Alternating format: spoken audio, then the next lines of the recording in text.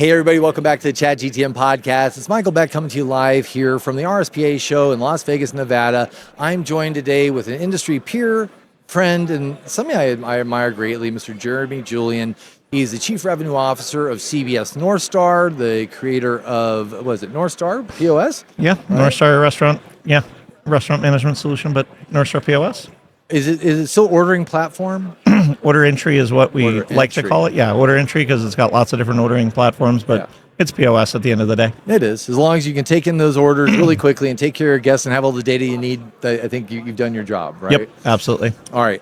So we started here, and candidly, I'll throw myself under the bus. We recorded for about 10 minutes just a moment ago, and I realized that the record button wasn't on, and we probably missed a lot of good stuff. So I'm going to try to reenact this moment and see if we can make it happen. So Jeremy, over the years, you guys have been involved with the RSPA for quite some time, right? Your Vice President of Marketing, Allie Haskell, is on the board here, and she's been present. I know that your dad, Art Julian, had spent a lot of time here as well.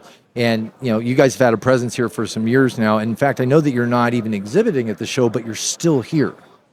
Why the RSPA? Why you spend this time here?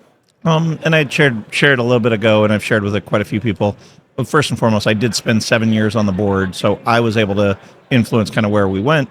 But for me, there was people that I met through the RSPA that poured into me when I was young in my career. There were opportunities that I would not have had. There was knowledge that I was given that I would not have had it not been for people that were selflessly willing to give what they had to me. Yeah. The guy that was inducted into the Hall of Fame this morning, Bob Bauer, longtime industry veteran, taught me when I was in my 20s how to run a successful service program, and it really set me on the journey to understand those things. And I know for myself, I've been able to do that. And so I get a chance to give what I've been given and to help others, but also to glean from those that went before me to learn and grow. It seems, what's that phrase? At this level, we don't compete so much as we collaborate. Seems to really fit in nicely to the ethos here at RSPA, right? And it's not a show like traditionally I'm used to. We go to the FS Techs, the Mertechs, the Prospers, the QSR Revolutions, and it is a show where you sell to your end user. That's not this event. Not at all. Yeah. So tell me about the channel and why it's important to a company like CBS or to a startup that's trying to really have force multipliers to get out in the marketplace. Why is it such an important group or organization? Well, for as much as we continue to talk about how digital evolution and the world is getting eaten up by AI, people still buy from people. It's a relational industry. Yep. The Retail Solution Providers Association is over 75 years old. They have been working in the trenches with consumers and with the people that are buying technology. They're constantly innovating, constantly growing, and people still buy from people. And so the people that are walking around these trade show floors, I don't know what the percentage is, but somebody's told me between 80 and 85% of American economy is run through small business. Yeah. And so how many of those small businesses are working with somebody that's in their neighborhood, that's in their community, that can help them to achieve their objectives as a restaurant, as a grocer, as a retailer, to be able to be on the cutting edge. And so the people that are here investing in themselves are those people that are trying to push the limits. Now, how do they do that to compete with some of the larger kind of e-commerce brands and I don't need to pick on names, but there's a lot of people that don't have local representation or are going direct to consumers. These are small businesses as well, serving other small businesses in their community. And so they come here to accelerate their growth. I come here to accelerate our growth, and we all do it communicatively. The last thing you'd said is we are in co-opetition. There are people so there are people here that we compete with, but we also cooperate with when needed to be able to service those clients. And so there's people that we might compete directly with in certain areas, but at other times we're going to partner with them and let them be the ones that are going to go out and drive, business innovation for us because they can. Right. And so clearly networking is a big part of that, right? Meeting the people that can be your partners one day, people you can learn from and grow with.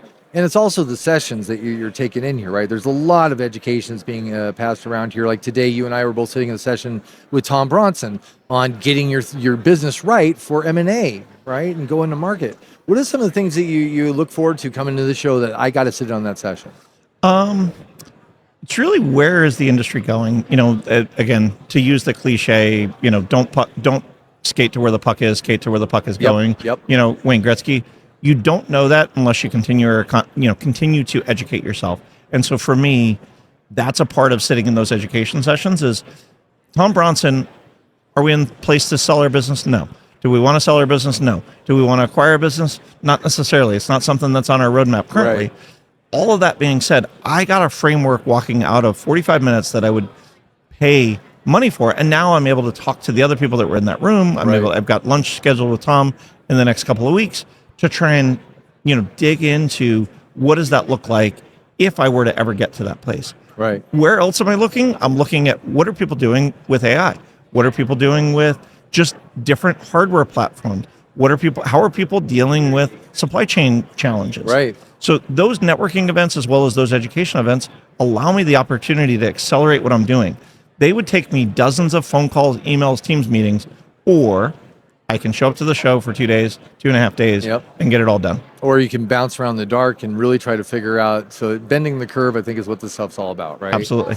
Your dad once said to me something to the effect of, be the executive now that you want to be, not be that guy later. And it sounds like that's something what Tom was teaching there, is be the company you want to be now so you're ready for it later, whether it's getting your books right, your processes, and having that transparency both internally and externally so you can share that with potential investors or who might acquire you. Yep. Yeah. So Tom wrote a book a number of years ago called Maximizing Business Value. Yep. It sits on my shelf. I still use it as a reference today because it talks about how to pull yourself out of the business so that it's more valuable.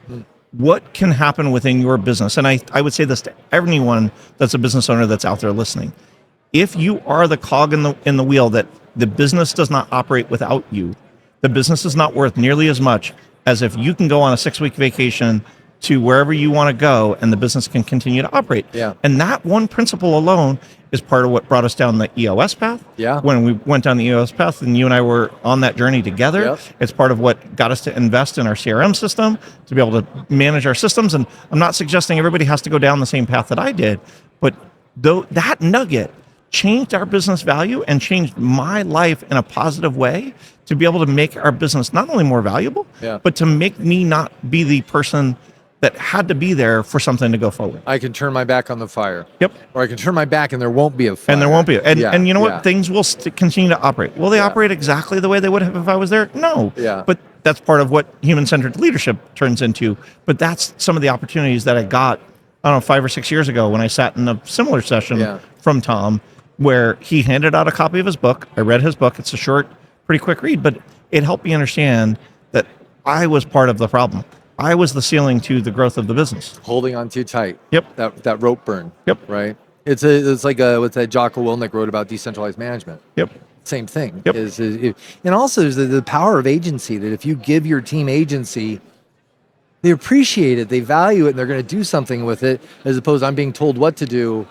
I have to run and do this because this is it's all of our jobs. It's not, sorry, union guys, but I use you as an analogy. The light bulb's out. I'm not going to fix it because I'm the electrician, not the light bulb guy. Mm-hmm.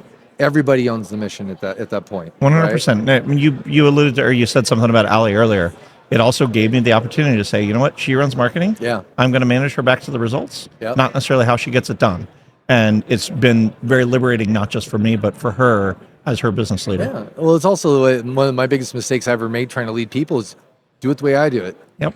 Nobody wants to do it the way I do it. My head is a bag of cats, right? And so it's just an unfair expectation. And plus, how you do it might not even be the right way. Mm-hmm. Maybe somebody else will find a better way, especially if a younger generation coming in that's looking at different attributes too. And so absolutely, we can all learn from each other, you know?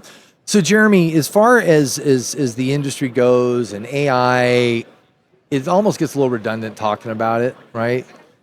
But when we talk about the people side of things, and so there's this wish in some ways that it's transactional sales. Like I talked to a guy with a back office company you might know that would love people to just log in and he never talks to anybody ever, right? I don't think that's the way, right? People are still going to want to talk to people. People are still going to want to have that feeling, or you've probably been through this experience too. When you agree to do business with somebody, it's all wine and roses and everybody loves each other. But it's the person that shows up when things are bad. Mm-hmm. And you can't find out then afterwards. You got to find out in the beginning if they're going to be those people that show up, right? Absolutely. How do you communicate that to your customers? I mean, you can't talk. Drew, my old boss, used to say you can't claim your own integrity. Yeah. So Right. one of the big things that we did most recently is we built an RFP guide that helps people. It's a free RFP guide. Excuse me. You go to cbsnorthstar.com/RFP, I think, or search for RFP. Yeah. It's a free guide to how to pick a technology partner. And it could go for back office, it could go for an AI tool, it could go for a point of sale, it could go for a payment provider. Yeah. And it walks you through it's about a 10-page document. Very, very easy to read, get done in a little bit, harder to actually execute against. Sure. But it walks through how do you define what you want? How do you define who the partners are that are available there? How do you talk to references to make sure that it's real, not what is on the whiteboard or what's on the PowerPoint? Right. And then, and only then, can you truly choose how to go through that. How do you resource the project to make sure that your team has the tools that they need to be able to execute against these things? So for me, it's the idea that says, no, can you claim your own integrity? No. But for us, how do I give more than I take? And so we're going to continue to give to the industry to be able to help people to be able to make the right decision. We're not the right partner for everybody. Nobody is. No. And so with that, whatever you need to first define what it is that you want. What are you trying to solve for? And then go find the partners. Be very, very clear. I use a one-page tool called the Impact Filter. Dan Sullivan, great. You and I have talked about it on the longer version of the podcast when we weren't at a trade show. It's huge. It's a one-page document that says, what am I trying to execute? And helps you with your thinking so that you are clear on what the outcome is going to be once you're done with it. It's one-page executive summary. If you can fill that appropriately, then you're ready to go chase whatever it is that you're going to chase. Start with the end in mind. Yep, 100%. Jeremy, this is something that I've admired about you for so long. Is your love of reading, your love of learning and perpetual growth, or Kaizen, or whatever you want to call it, right? You have a list of 100 books that everybody should read. What are you reading now? What am I reading now? I have been really, really deep. I don't say I'm reading less, but my learning has been more about how to help, how to use tools like AI to be able to help free up some of my thinking time so that I can spend more time with the people, spend more time with my family, spend more time with the people that are out there. So it's less about AI slop and saying, this is how I do it. Right. And using that, I've now got 30 agents that are doing work for me every day. And it's really, really helping me to free up my time so that I can spend time with my team members, spend time with our clients to be able to work on those things. So that's what I've been spending the majority of my, and yes, I've read a book on AI. Sure. My most recent book, I'm trying to think of what my most recent, it was on leadership development more than it was even on the AI, but constantly I'm looking at those things that say, how do I get to that next level? Right. But yes, to your point, I'm on book, I don't know, we're recording this in late July. Yeah. I think I've read 36 books this year, 37 books already this year.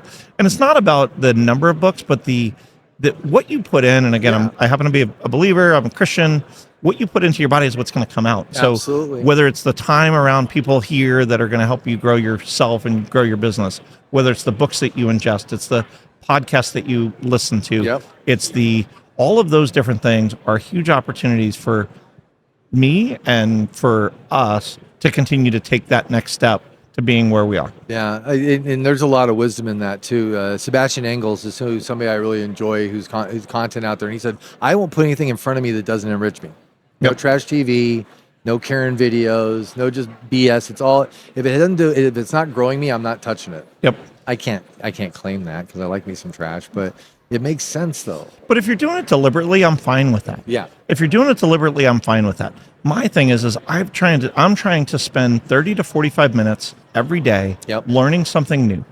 It's during my workout time, it's during my commute, it's during something where I'm ingesting something. And you know what? Do I have to operate on all of it? No, because it's impossible. But I'm constantly growing, and you just take little nuggets. Yeah. Somebody had asked me, why are you here? We talked about it earlier. Why are you here? I've already solved 3 problems that are weeks old within our business within the first 4 hours of being at this show. This is like a giant L10. but how did I do that? Yeah. I came in with a very clear set of goals and objectives that say, these are the 4 or 5 things that I want to get done. Okay. And then I just happened to find that. I have one last thing that I want to get accomplished. before I leave the show. Yeah. But I wrote down before I got here, here's 5 things back to intentionality of how you spend your time, how you spend your energy. I looked at it and said, you know what? I'm going to find 5 things that I need to get done when I was looking back through my list. And like I said, 3.5, almost 4 of them are completely resolved or have a good next step before I walked out the door of day 1. It's in day 2 now when we're recording this, and I've still got 4 or 5 hours left today, and then we've got all day tomorrow. And so with that, I was intentional about it, intentional with your time, intentional with your energy, intentional with the things that you do. And so yeah, it's kind of how I live my life. Is that how you run your teams when you're setting everybody up to go to the show, right? Some companies, they show up. Yes. Good luck with that. Yes. So it's really, what are you hoping to get accomplished? Yeah. And so I've got 3 team members on our team here, Yep. myself and 2 others. It was, hey, what's the list of what are the things that you're looking to get done? Yep. And then I ask everybody for a show debrief. What did you get accomplished? What did you learn? What did you see? What did you hear? What were the things that changed you? Because we just spent $500, $1,000, $10,000, whatever it is. Up. Whatever it is, we spent money to invest in you to take that next step. What are you taking away from it? Because then, and it can't be a hangover. It could be. It could be. It could be. It shouldn't we be. had a team member once that may or may not have shown up to a show and only walked away with a hangover. But I might have been there. that all being said, it's like how are we going to intentionally learn? And you know what? Get 1 to 2 things that you can execute against. No different than the books. The books, every one of the books, it's 1 to 2 things that I can execute against. I don't need all 40 ideas. I need 1 to 2 that I can take away. That's worth that couple of hours worth of time of reading the book or listening to the book, and it helps to drive that behavior. Same thing with the shows. That's smart stuff. I've adopted part of your playbook in a different way because one of the things I like doing, as you probably know, is I like to find ways to get in. And looking at it, I was like, well, what can I do as a creative marketer, if we want to call it that, to get in the door with people that would otherwise not even give me oxygen? And I started writing book reviews recently. Awesome. And it plays really well. Yep. So my goal, and I'll say it here, is to get to an interview with Gary Vee. And I'm 1 step into that process now. So 'cause his chief art officer, Claude Silver, wrote a book. I wrote a review of that book. She liked it so much, she's coming on the pod next week. Awesome. And so that's now a dotted line to my next step, right? And there's different ways. And so, and I'm riffing on this because there's so many, there's not one way to get to where you want to go. Absolutely. And usually the road less traveled is going to be the best one because you'll see different views and different get to a different destination or different ways along that destination. And you don't have to learn everything. You have to just learn something, right? And so like I watch you out there, and I'm definitely not Jeremy Julian. Kind of wish I was sometimes. And Jeremy Julian is definitely not a Michael Beck, and he's glad he isn't. And but I guarantee there's things you learn from me. I guarantee there's things I learn from you. Yep. Right. Absolutely. And there's things I learn from art, and there's things I learn from art not to do. Yep. Like we all have these photo negative ways to teach people too, right? It made me think about this. I'm talking to you that learning is such an important part of life, and that you're never done. Yep. You're never done. Absolutely. And I hope that people listening, don't just go, oh, I listened to a podcast today, I'm better for it. No, you're not. Well, and I say this write something down that you got. Well, I say this all the time. Yeah. People are going to forget 85% of what you tell them. Yeah. So now the question is, as a leader, what are you doing to enforce that? What behaviors are you creating in them that they can constantly be learning, constantly be growing, constantly be evolving? Yeah. Because when I stop learning, I hope it's when I'm in a box getting ready to go off to, the lights are out. It is, exactly. So for me, it's how do I get to that place where I'm constantly growing? But it starts with intentionality. Yeah. You've set a goal that says, I want to be, on the podcast or have Gary Vee on my podcast. Yep. So you started with that goal and then you start to work towards it. You put it out into the world and say, I want to be intentional about it. Yeah. And now it turns into one of those opportunities, no different than the impact filter. Yep. I've set out this goal, I've set out this objective, and now how do I drive towards it? And then the smart thing is if you put it out in the world, people will try to help you get there. Absolutely. Like if they know your heart is true, you're doing it for the right reasons, people start rooting for you.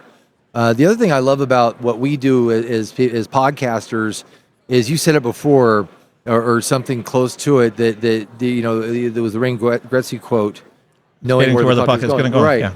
And I try to focus when people are on, yeah, you have a solution, great. That solution's a moment in time, right? If we get people to fall in love with the brains of the people we talk to, give them the confidence that they know where the puck is going, I think that's a different conversation. Yeah. You know? No, well, but it goes back to, why do I spend time here? Yeah. I spend time here so that I can see where the puck is going and I can lead our team.